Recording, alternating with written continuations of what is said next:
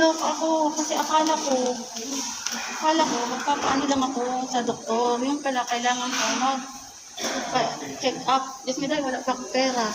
Ano kaya, gahanap muna ako ng pera. Ng ano ko. Mamamalimos muna ako sa kalsada. Eh wala akong man. Niloloko ako. Ay sayang din naman kasi dito na ako kapaantay eh. Para makapagano ko sa kapatid ko. Para magamit na yung ano ko. Para magamit na yung ano SS. Magkano daw kung ano, ang papacheck up ay 500. Ang tawag din eh, alauna pa naman ang start kay Doc. Kaya kailangan makapag-ano ko mamaya. Ano kaya ng pera? Malimos ako. Para ko magpa-check up na. Tapos na ako sa SS dahil malaking tulong din naman yun kasi papapag-check pa rin ako. Makabalik man ako ng check up. At isa pag bili na ako dito. Hindi naman problema yung mga kapatid ko.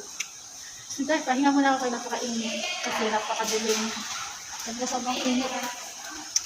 Akalaw kasi kailangan lang magpapirma. Yung pala kailangan ko lang magpa-check up pa rin talaga. Sorry naman dito talaga alam. Kaya ganun muna sa nag-iisip muna ako kung saan ako makakakuha ng pera para makapag-check up ako at para makapunta na ako sa SS dahil. Okay, wait lang ha. Mamalimos muna ako sa labas kasi wala pa akong pera. Visit na yan. Gutom na nga ako. Wait lang, bye-bye. Una muna. Kita ka sa maya.